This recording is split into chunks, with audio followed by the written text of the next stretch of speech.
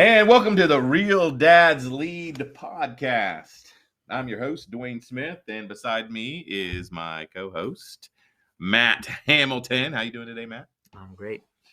Well, good. Well, this is our inaugural episode, season 1, episode 1, right? That's correct. So at this moment, we've got actually 0 listeners. We've got 0 subscribers. So It's all about to change. God willing. Yeah, we just need that first one, which will probably be me. So we'll see what happens. So why don't you just introduce yourself briefly, Matt, and then I'll introduce myself and we'll start from there. Yep. I'm Matt Hamilton. I'm a father of 5 kids. I got 3 teens, 1 tween, and 1 infant. Yikes. I love it. What's the age difference between earliest? The infant to the tween is 11 years. 11 years. Yeah, he was a pleasant surprise. Yes. Well, that'll be good. I am Dwayne, and I am a father of 4. I'm pretty much an empty nester. All the kids are adult children. My youngest is 19, and the oldest are twins. They're 23. All of them are either in college or out of the house. I've got one that lives with me. He's special needs, so he's on the autism spectrum. He's 21. So, yeah, that's us in a nutshell, right? So, I think we were just going to talk a little bit about what it means to be a father. So, this is a dad's podcast, and just in general, I would ask, what are the, I guess, 5 biggest responsibilities of a dad? 5 biggest responsibility of a dad. So I came up with a list of 5. Tell me what you think about it, Matt. Just tell me what you think. So I've got, for my 5, are presence, probity. You ever heard that word before? Mm-mm. Probity? No. I just learned it. But I love it. I just learned it. So it's basically moral integrity, uprightness. And I think, you want that from your dad, right? So, they all start with P. So presence, probity, protection, provision, and professor. Those are my 5. All right. Let me briefly explain, and you can chime in for a simple thing. And then maybe on the next podcast, we can actually go in depth with some of those. Does that sound good? Great. So presence, just being in the home, is pretty much essential in my opinion.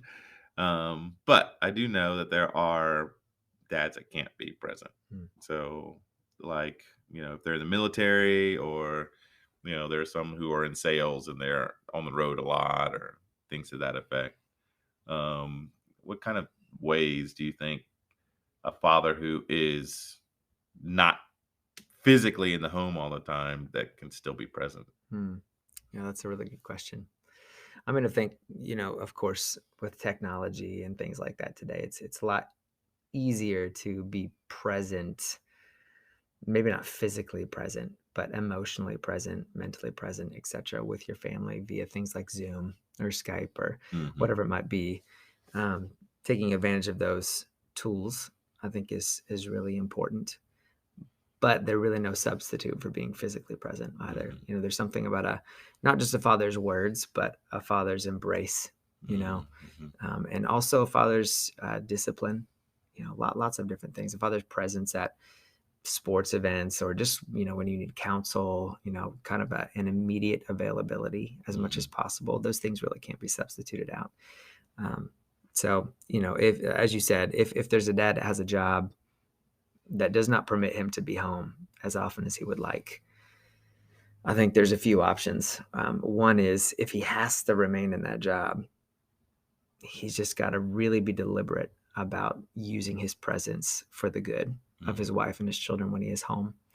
And that's by deliberate, I mean, I think he needs a game plan, because the tendency of a dad is to show up when he's home and kick his shoes off and sit on the couch and relax and things like that. But that's no time to relax, really. That's a time to get involved in your kids' lives and meet their needs, because you only have them for a short time. However, if you find yourself in a job that maybe it pays well, but you have to sacrifice time with your family to do it, Mm. I would recommend and counsel a dad to consider a different job. No. Yeah. Yeah. Right. Yeah. And that may seem radical, especially in a kind of a consumer-driven Yeah. world, corporate, Yeah. ambitious kind of world that we live in. It might sound radical, but in reality, I mean, when you, and it might seem a little forward, but when you realize what you're kind of gambling with, Mhm. I'm I'm thinking my kids are going to be okay, Yeah. while I Right. climb this corporate ladder, Right. while Right. I work these extra hours Yeah. that we ultimately don't need, right? I mean, like you might say, well, I needed to pay my mortgage for this massive house. Yeah. Yeah. Let's Yeah. back up a little bit. Do you need the massive house? Right. Your Right. kids, you want to leave a strong legacy for your kids, and you can't do that if you sacrifice presence. Right. Yeah. You heard of the song "Cats in the Cradle"? Yes. That's it right there to a T. You Yeah. know. Yeah. You It's know that pretty whole powerful. the dad. Yeah. When you're gonna come home, Dad? When? Well, it'll be soon. We'll get together then. And Time just goes by. Yeah. And there's nothing more important. And once the kids are out, I mean, they're only there for a few years, and then, well, yours are gonna have kids in your home for a lot more than a few years. I'm hoping God will provide for adoption as well. So maybe even longer than that. Oh wow! You know what's powerful about that song in part is not just that it pulls on the heartstrings of the dad who currently has children in his home, for how he might not be present right now, but it also shows the outcome. His son ends up being like him. Right. His son then doesn't have time for him, his father, and doesn't have time for his own family. Right. So this is just a very powerful reality that as the father goes, so goes the son. Yeah. In many cases. That's so true. Yeah, and we talked beforehand a little bit about being caught, not necessarily taught. And in that case, even though the father wasn't there, I was just thinking about this, he was still catching. You don't have to be there, you know. So hopefully, it'd be nice to have a sequel to that song where that son broke the cycle. Yeah. And And that's a really good word too. I mean, because the reality, like we said, I mean, as the father goes, so goes the son. We are sons, right? And often the production, the product of our own fathers in many ways, good and bad, right? And we do have the power to break those generational habits. Right. And we can look back. I mean, like, we'll probably talk about this on a podcast sometime in the future, the positive and negative ways that we were raised or effects that our dads had on our lives, and what to do with those, how to decide, as far as those negative impacts go, how can I stop that? Right. I don't want to pass that on to my kids. Yeah, I think that's a good point. So my second point was probity, which is, well, I looked up the definition. I needed it for something. That's how I came up with that word. I was doing an acronym, and I needed something for moral integrity, and probity popped up. And then as I investigated a little bit more, I was like, man, I like this word. So I use it all the time now. But if you're talking about your kids wanting to catch something from you, I think a father's moral integrity is pretty important. Pretty important. What do you think? Yeah, I mean, it's a non-negotiable.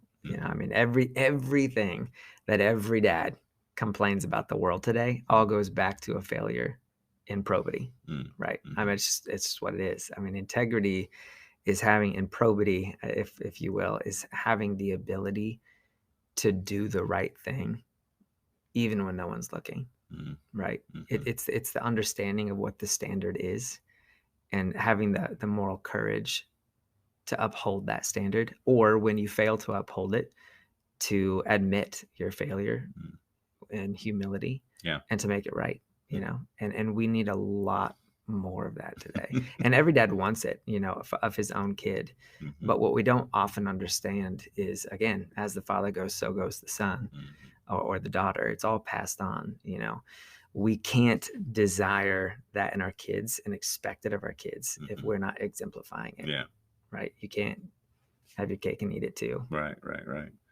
And I think the key to that, at least for me, is in my spiritual walk.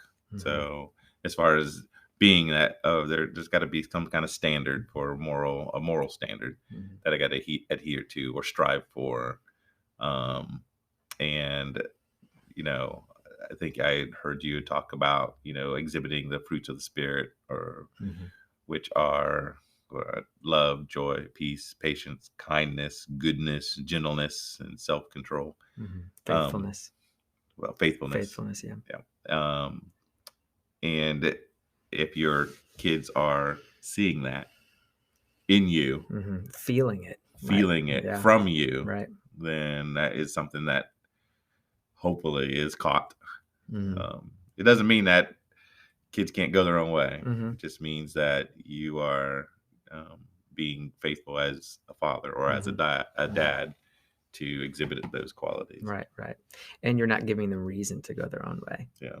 I mean, oftentimes, kids go their own way, and they have a difficult time with their parents, because they're experiencing a lack of patience or anger or whatever. And we all do that, at times. We all fall short at times. But in those times, it's important, again, to admit in humility, go to your child and say, look, I'm not perfect, and I really am sorry. And don't make any excuses. Don't blame it on their own behavior or something like that, but just apologize, and make it right with them. And then get back up by the grace of God with his help and pursue those qualities again, allow God to shape you in that. Right. So just pursuing that and keeping it ever in sight is super important. Yeah. You talk about a moral standard. I mean, that we could say that's the moral standard, because it is. We could also describe it a different way. It's really just two ways of speaking the same thing, but that moral standard is the image of Christ. That's who it is. It's the image of God. We're all made in his image. That's who he is. That's the way we were created to live. And with his help, we actually can do that. Yeah.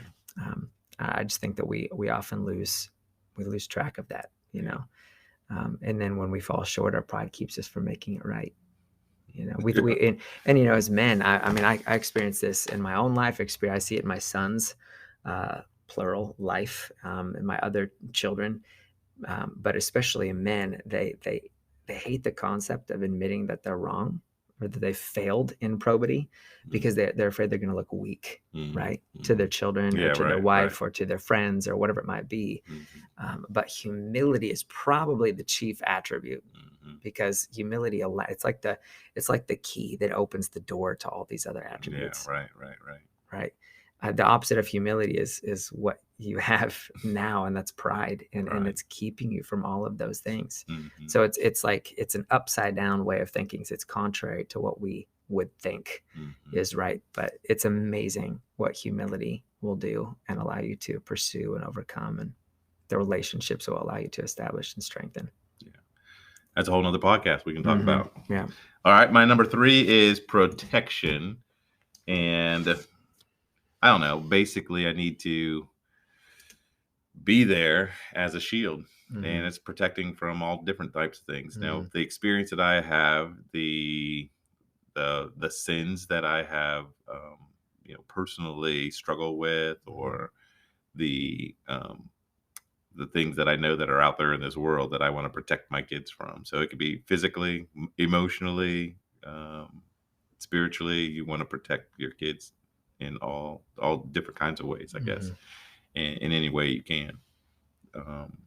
What do you think about protecting? Yeah, I mean, I think that this may be an unpopular thing to say in today's cultural climate, but I think that men, just looking at the laws of nature, how we're made, are more typically built for physical protection.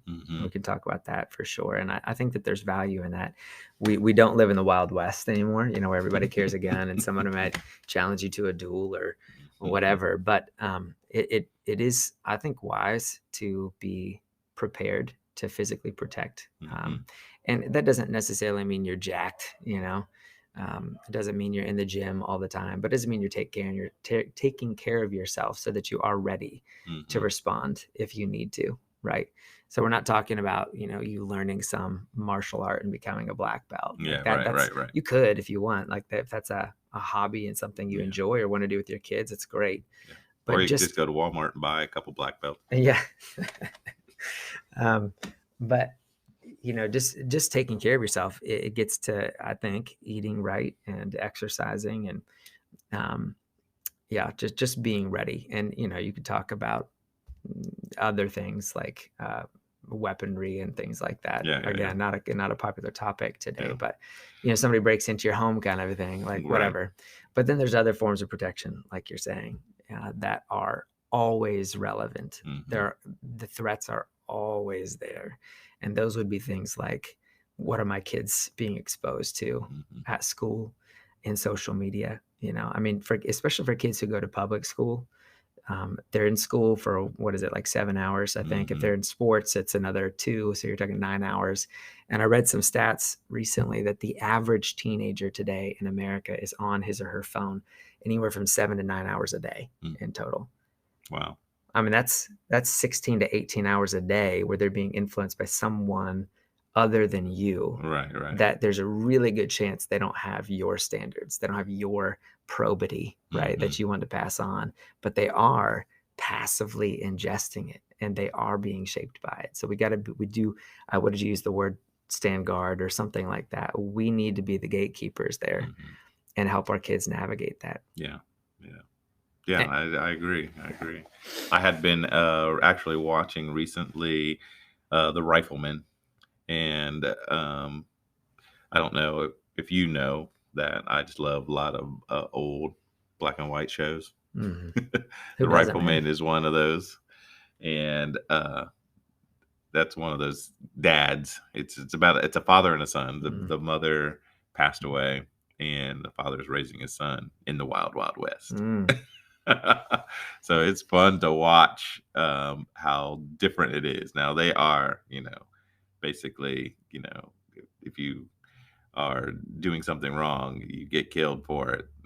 They, it's not the present day type of law and order yeah. that they have here, but it's fascinating to see how that can. I mean, it's just a good image of protection, Hmm. because he does do a lot of it, not just physically protecting, but also protecting of things of the world. There was an episode where this guy came from New York and he was trying to fill him up with all these things about girls and, Mm, and gambling and all this stuff. And his mm, dad said, "Yeah, you don't need to listen to that kind of stuff." mm, And there's no TV or any kind of internet or anything back then, right. but there's still these um, moral issues and these people who are trying to influence, and the dad was standing in the gap, Mm, mm. and I really like that. Yeah, I like what you said too, that it was a good image Hmm. of protection, a good image of a dad. And unfortunately, like, those are in small supply,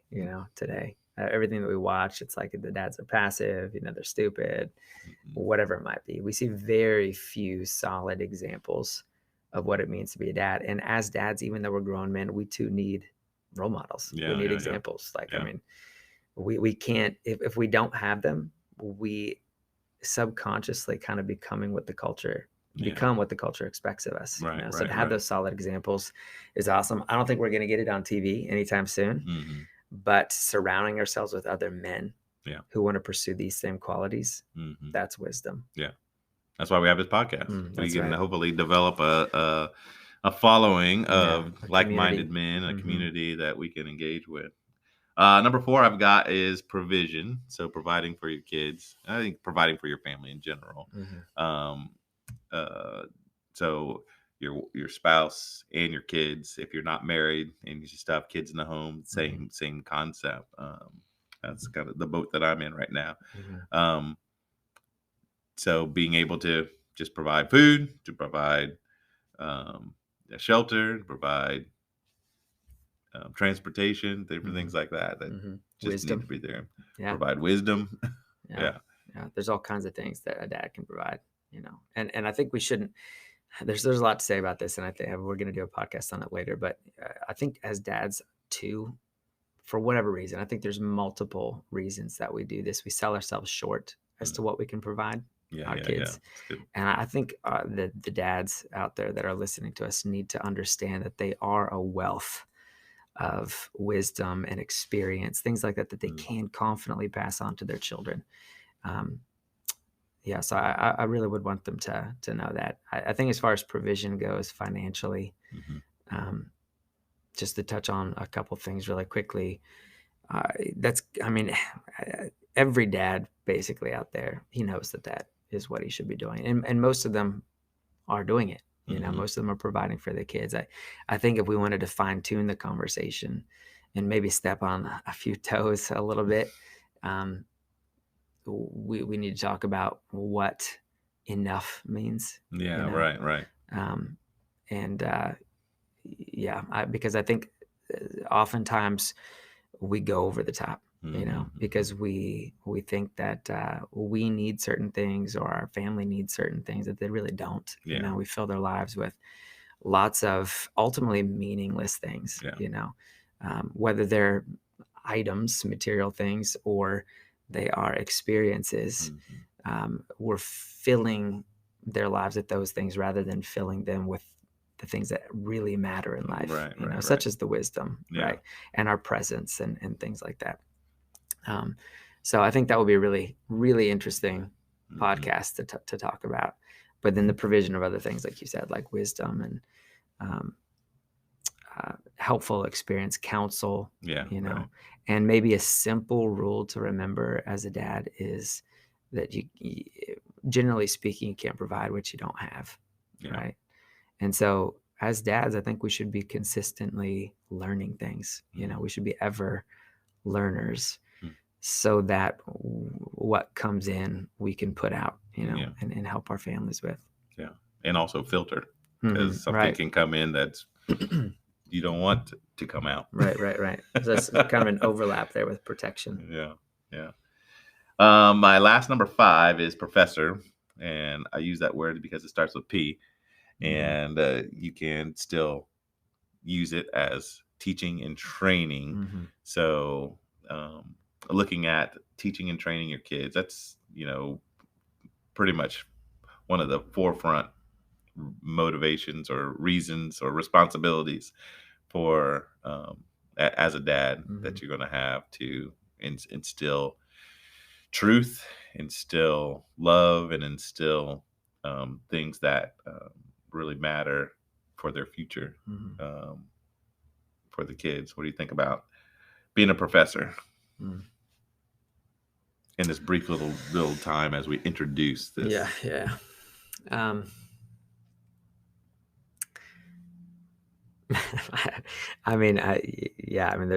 I think it kind of overlaps with some of the stuff we've already said. There's a lot of wisdom that kids need, and oftentimes they leave the home and they've taken all this education from the school system, but they don't know how to live life. Right. And they end up failing at it. Their straight A's don't transfer to successful marriages. How to love your spouse, how to love your own kids, how to be a person of integrity, how to work hard, things like that. So that's it. I mean, that's another way of putting professor in that, in a couple words, is how to. This is how to. We go to YouTube a lot. I go to YouTube a lot to say how to fix this or how to do this, and but you can instill some of that, I think, in your kids early. How to. And I think, again, there's some overlap here with probity, but we have to ask the question, we'll talk about it when we get into this in detail, what are the most important things to be teaching our kids? And the most important things are the things that will last. And we think about temporary things versus eternal things, how to teach our kids to think about the eternal rather than the temporary, and to live for that. That's number one. Yeah.